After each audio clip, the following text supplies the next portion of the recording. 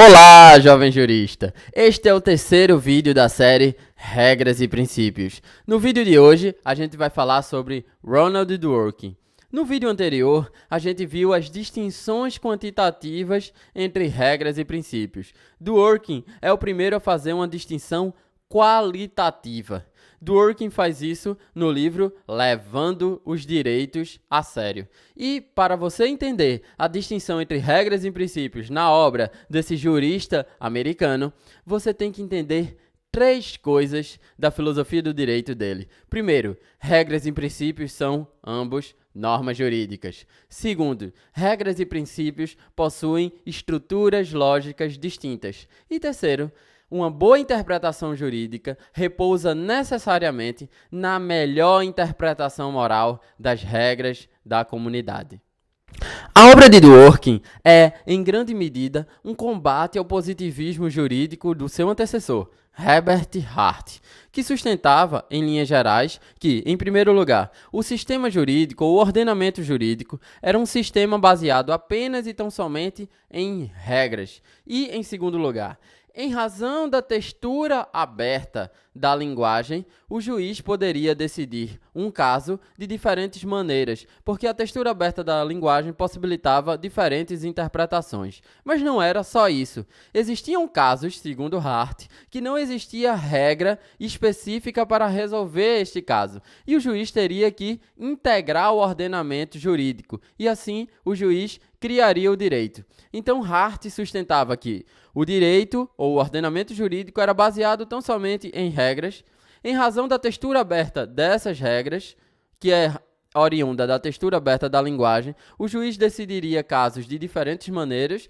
e ainda por cima existiam casos que não existiam regras que regulassem-os. Então, o juiz teria que criar o direito para resolver aquele caso. Todo esse espaço de manobra disponível ao magistrado, Hart chamou de discricionariedade. Aí você, jovem jurista, diz, mas professor, eu estou viajando, eu não entendi o que é discricionariedade e muito menos o que é textura aberta da linguagem. Aí eu digo para você, jovem jurista, meu aluno, veja, eu gravei um vídeo sobre a textura aberta da linguagem e sobre o problema da discricionariedade na obra de Hart. E esse vídeo vai aparecer aqui um balãozinho agora. Clique nesse balãozinho que você vai ser encaminhado para esse vídeo e logo depois de assistir esse vídeo você volta para esse vídeo sobre Dworkin que você vai entender completamente o que eu estou dizendo.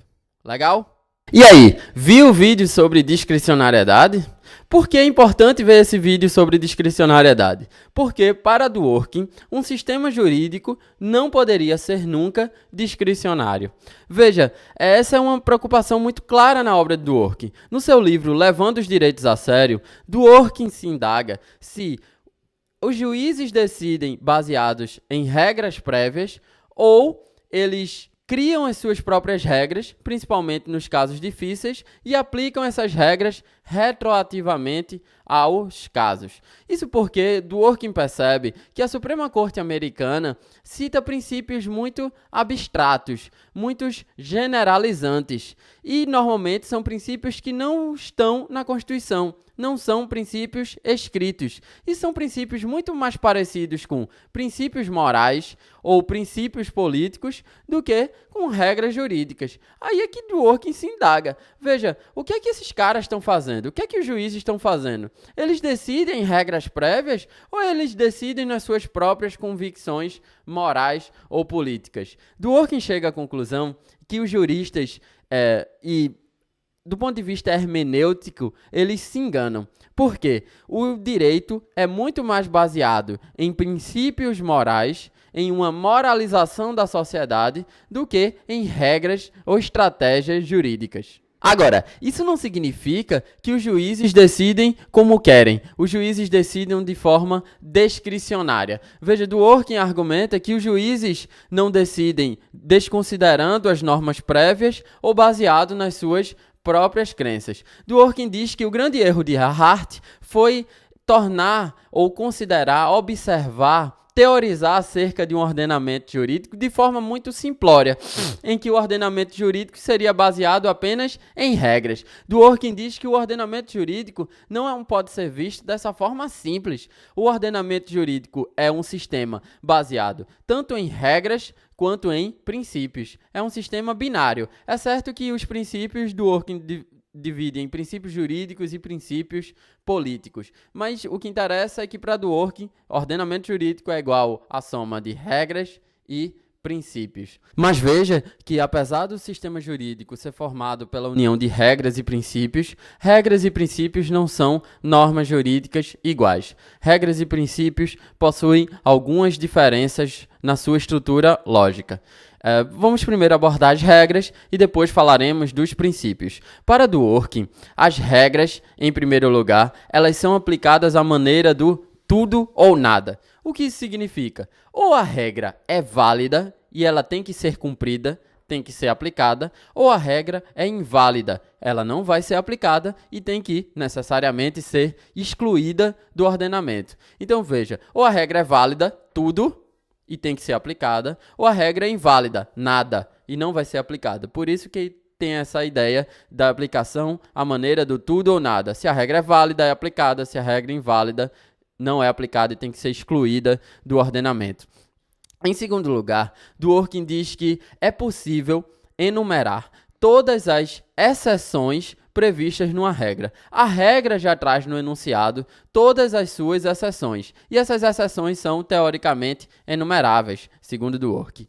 E a terceira característica é que a regra possui uma relação condicional se então, ou seja, caso ocorra o que está previsto no seu enunciado, se dá necessariamente a consequência jurídica prevista. É uma relação entre suporte fático e consequência jurídica. Em resumo, a regra ela possui 3 características. Primeiro, ela está no âmbito da validade/invalidade. Então, o âmbito em que deve ser analisada essa regra é o âmbito da validade. Se a regra é válida, ela tem que ser aplicada. Para ela não ser aplicada, tem que ser declarada a sua invalidade. Em segundo lugar, a regra tem uma relação includente e excludente, que é a questão entre a regra e a sua exceção. E a sua exceção é sempre prevista no ordenamento. Em terceiro lugar, a relação condicional sim e então. Caso seja dado seu suporte fático, necessariamente tem que ser cumprida a consequência jurídica já prevista na regra. Pense no seguinte exemplo, o exemplo do crime de homicídio, artigo 121 do Código Penal. Você tem que analisar, é uma regra válida? É uma regra válida. Ninguém declarou a invalidade dessa regra. Então, essa regra tem que ser aplicada. Só que para ser aplicada, não basta nos satisfazermos com o âmbito da validade. Temos que saber se há exceções a essa regra. Aí a gente sabe que há exceções, como no caso das excludentes de antijuridicidade, legítima defesa, estado de necessidade, exercício regular do direito. Então, essas são exceções à aplicação da regra que já está prevista, ao menos teoricamente, quando a gente faz uma análise, como diria Zaffaroni, conglobante, está prevista no enunciado da regra, é a chamada tipicidade material. Então, a regra é válida, tem que ser aplicada. Foi prevista uma exceção? Não foi prevista uma exceção. Então, se um sujeito mata um outro sujeito, o fato descrito na regra aconteceu na realidade. Então, tem que se dar a consequência jurídica prevista na regra, que é aquela pena prevista no artigo 121. Então, veja que a regra tem essas características e a regra é muito mais dura a sua aplicabilidade do que os princípios. Já os princípios têm uma racionalidade distinta daquela aplicada às regras. A gente viu que as regras são aplicadas à maneira do tudo ou nada. Os princípios têm uma forma diferente. Os princípios são aplicados à maneira do peso ou importância. Estão na dimensão do peso ou importância. Existem princípios que, em determinados casos concretos, prevalecem em detrimento de outros, porque têm mais peso e mais importância que esses outros. Embora não podemos dizer que esses outros princípios que foram preteridos, eles não sejam importantes se mudássemos o caso concreto. Também não podemos dizer que esses outros princípios são inválidos e devem ser excluídos do ordenamento. Essa é uma consequência importantíssima dessa questão da dimensão do peso ou importância dos princípios, porque, ao contrário das regras, que existe uma relação de validade e invalidade, a dimensão dos princípios é uma dimensão mais valorativa, é a dimensão do peso. Um princípio que foi preterido em detrimento de outro que foi considerado mais importante, esse princípio não vai ser excluído do ordenamento. É que, no caso concreto, ele não teve tanta importância quanto o outro princípio.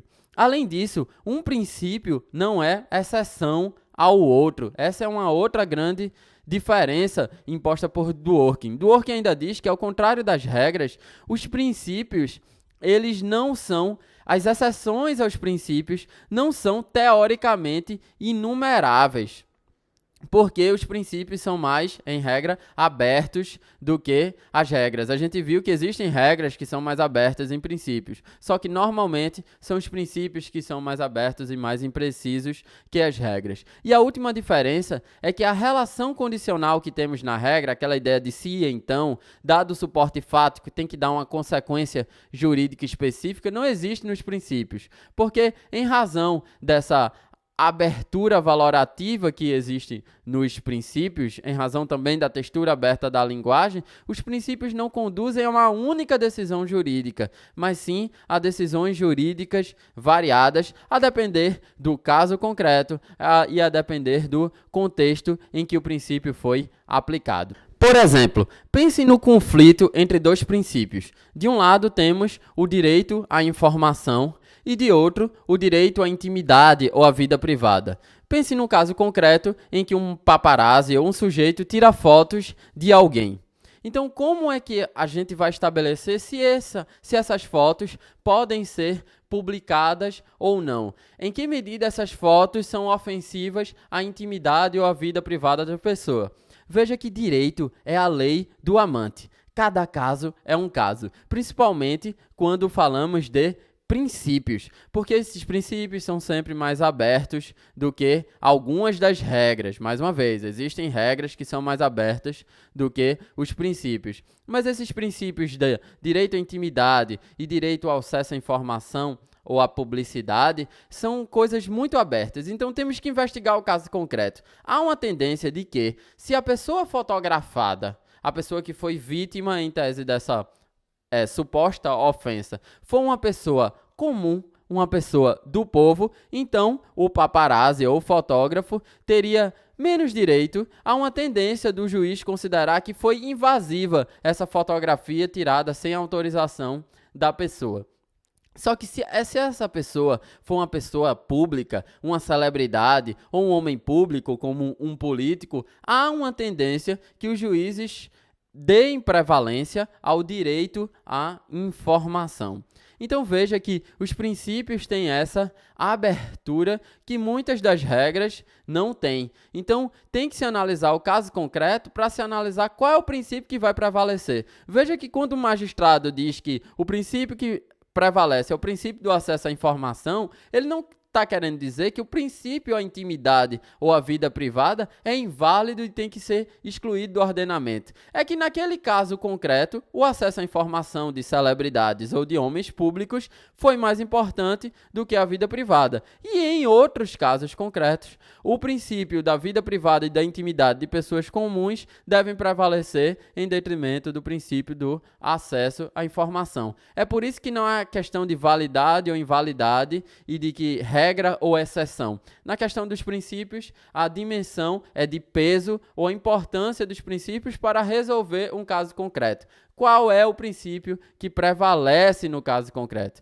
Então não é como nas regras, que a aplicação é tudo ou nada. No caso dos princípios, é dimensão de peso ou importância. Lembrem-se disso. Afora isso, é preciso dizer que Dworkin considerava que argumentos jurídicos qualificados repousavam na melhor interpretação moral das regras de uma determinada comunidade. E essa junção ou essa reaproximação entre o direito moral era feita pelos princípios jurídicos. Veja que por outro lado, os princípios não poderiam ser motivos para exclusão da aplicação das regras. Não é qualquer princípio que exclui a aplicação de uma regra, porque aí não teria um sistema jurídico consistente e seria tão aberto que os juízes poderiam fazer o que quisessem. O Dworkin era contra o casuísmo. Ao contrário, ele era a favor da integridade do direito. Lembre que uma das suas principais obras, que eu comentei aqui, é Levando os Direitos a Sério. Para Dworkin, o direito ou ordenamento jurídico era formado pela união de regras e princípios. Então, os princípios não poderiam superar simplesmente as regras em todos os casos, porque assim não haveria segurança jurídica. É isso, pessoal. Espero que vocês tenham entendido a teoria de Dworkin sobre regras e princípios. Não se esqueçam de se inscrever neste canal para vocês receberem mais videoaulas. Na próxima videoaula sobre esse curso Regras e Princípios, a gente vai trabalhar a teoria de Robert Alex, que de determinado modo ele continua a teoria de Dworkin, só que ele é uma teoria um pouco mais sofisticada. E, evidentemente, existem diferenças entre Robert Alex e Ronald Dworkin. Até a próxima, pessoal. Tchau. Canal Filosofia do Direito em Debate. Inscreva-se.